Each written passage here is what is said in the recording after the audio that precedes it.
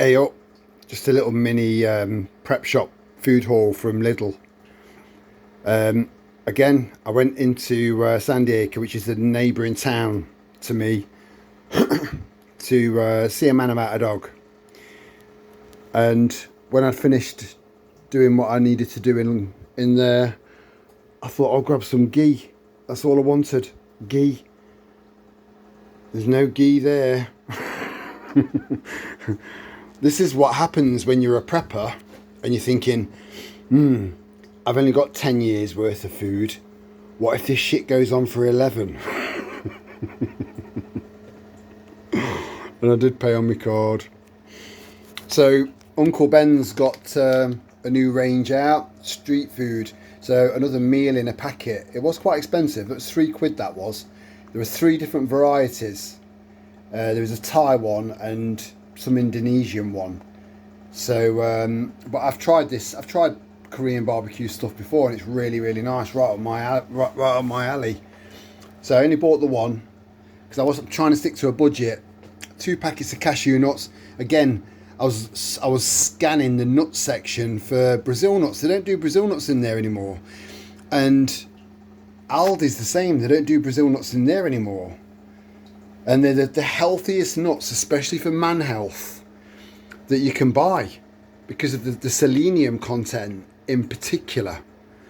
So anyway, I got cashew nuts anyway. They're still good and they're not salted.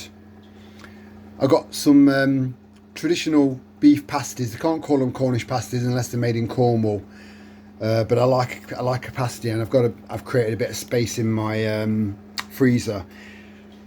I watched I'll see if I can find it, and I'll link it in the comments section. It was a vet video. It's quite popular. I think it's got over 1 million subscribers. And there was something he said that the stuff that they're putting into dog food now. So I'm changing it up a little bit for the girls because I don't want them to die early on me like my last dog did, and I do feel like I might have been responsible because of the food.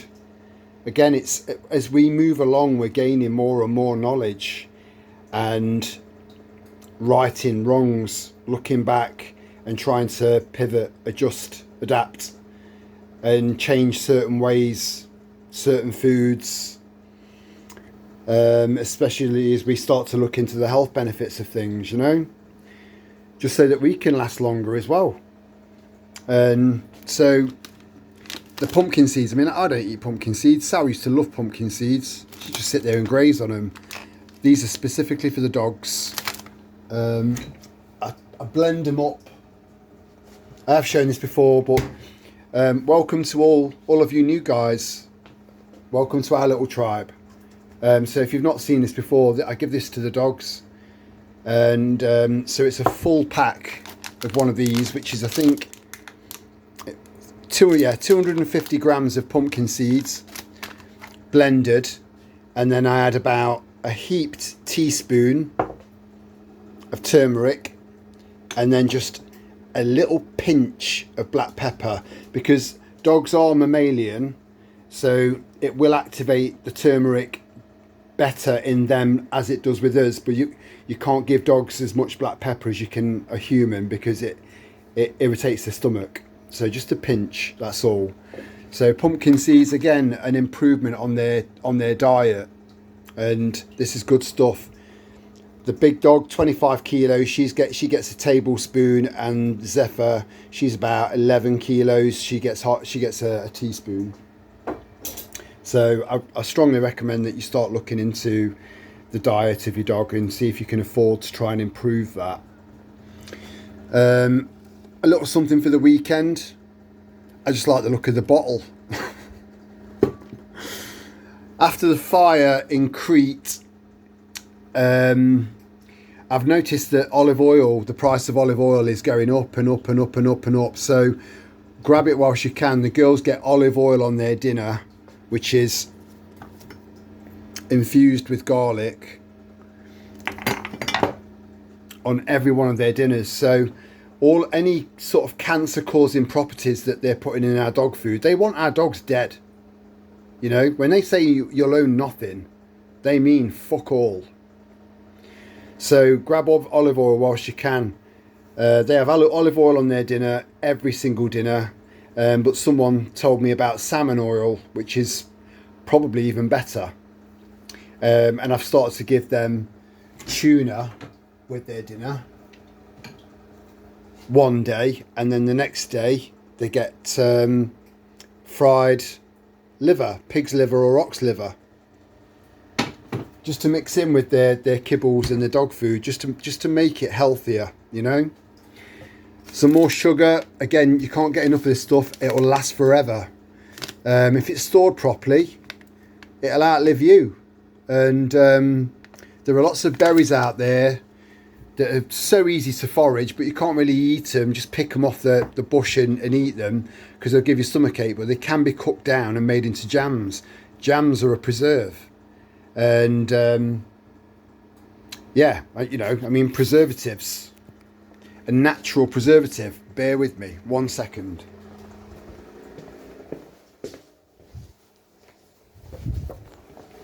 This arrived. One of our little tribe mentioned it, and I'm really sorry, but I've forgotten the name of your channel. But I have mentioned it on a live stream. It ends with Homestead, and she's a British lady, and she's got a lovely little channel. So stuff like that's worth looking into. I've got some other preserve books on chutneys, jams and stuff like that, but that one's really caught my eye. I've had a flick through it, and it's probably now the best one I've got.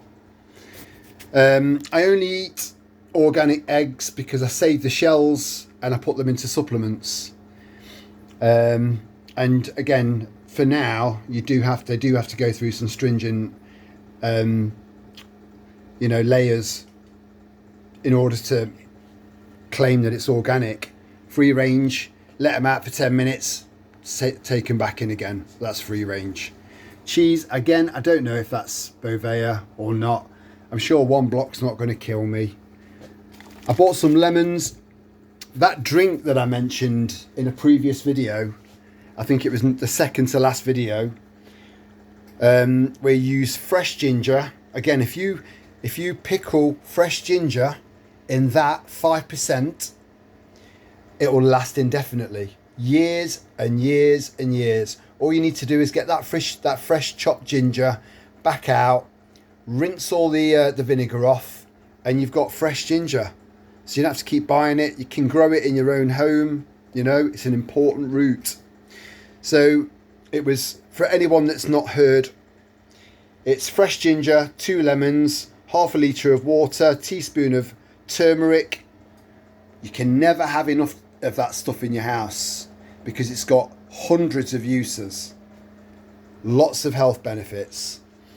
Half a teaspoon of cinnamon, and then boil for 10 minutes. Add a bit of extra fresh lemon juice afterwards. Drink that once a day, and I'm telling you now, you feel it. You feel it.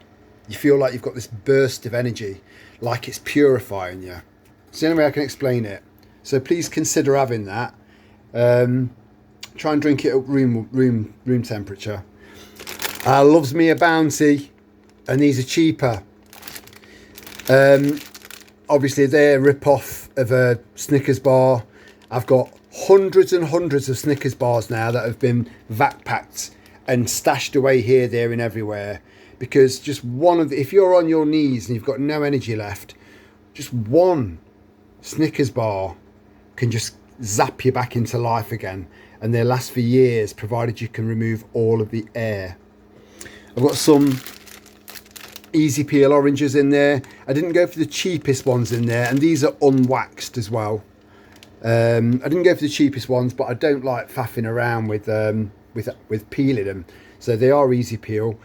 You wouldn't believe, I think if you saw how many paracetamol I've got stored away, you'd have a bit of a chuckle.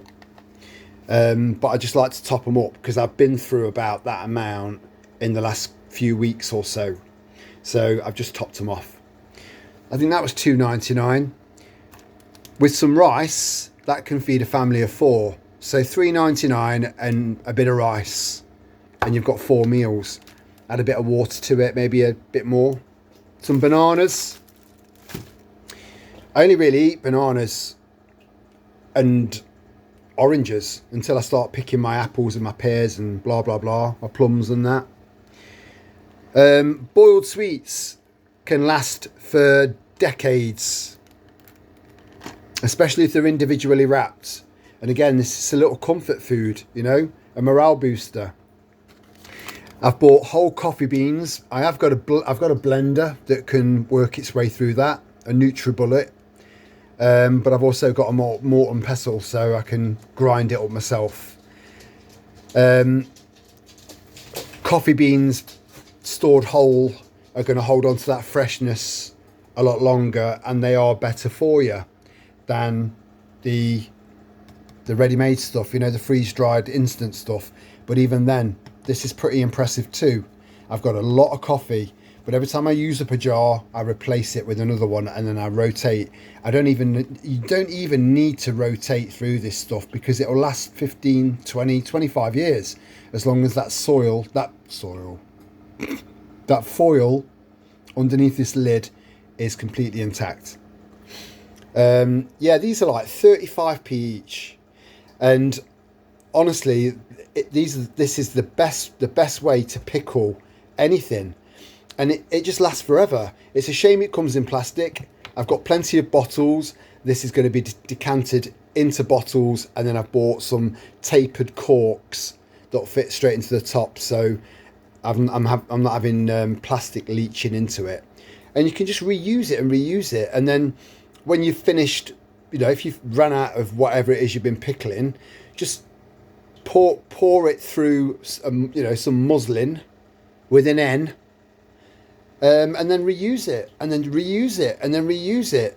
Really important stuff, you know. It's incredible stuff for the price. And if you're looking at preserving your stuff to try and see yourself over winter, then this is the way to go. I've got quite a lot of this now, but still not enough. You can never have enough. When I went camping, I remembered, because Michael came along, and these are the individual makeup remover pads, and you just take one at a time and just melt wax over the top. And he reminded me, because he took some along with him on that camping trip, reminded me of just how amazingly efficient they are when they're soaked in wax, because they can burn longer than a firelighter. You know, your little white blocks, they're really, really good, and it works out a lot cheaper, and you can just use scrap wax out of your tea lights. Yeah, so some onion granules, because they're just really convenient to stick into stews and stuff. Again, like I've said before, when the shit hits the fan, we're going to be eating one pot meals like curries and stews and stuff like that, casseroles, and they're really good for that. Cinnamon to go in the drink that I previously mentioned with the ginger and the lemons and the turmeric, with a little bit of black pepper, and yeah, some oregano. Again, all of this stuff, this is so cheap from places like Aldi and Lidl. I said I wouldn't go back there, but it was across the road from where I needed to be, and I needed ghee, which I haven't got. And I've just made this really, really interesting little drizzle to go on my. So this was I think this was from Italy. This had balsamic cream in it. That was 35 years old by the time I'd used it. It says 30 on there, but I'd had it for 5 years before I decided to use it, and I kept the bottle. So I pour that onto the flatbreads. I've not even bothered with my bread making machine now. I love making flatbreads. They're just fantastic, ridiculously easy. Your flour goes so far. 2 parts flour, 1 part water, a little bit of kneading. It's a little bit messy, and then you've got these flatbreads. They're just perfect. This consists of garlic powder in each equal measures. Garlic powder, Italian herbs, Cajun seasoning, coriander, and mixed with extra virgin olive oil. So when you've cooked these, just drizzle it over the top, and then some freshly cut red onions, freshly cut, finely chopped cucumber and beetroot, and you've got a really nice, healthy, refreshing snack. And that's about it. I'll try and do a walk and talk next time, because I've just noticed that most of my walk and talks have been walk and rants, and it's just that there's so much to rant about at the moment, you know. And I'm just seeing so much shit kicking off here, there, and everywhere that yeah, I've always found my little walk and rants a good opportunity for me to let some steam off. So, and I'm sure that some of you guys appreciate the passion, because that's what it is. It's not anger, it's passion. You know, I love my country, and I don't want it to, I don't want to continue to see it go to shit. So something's got to give. Anyway, I'll leave it at that. I'll see you in the live stream if I don't see you before. Much love to you all, and ciao for now.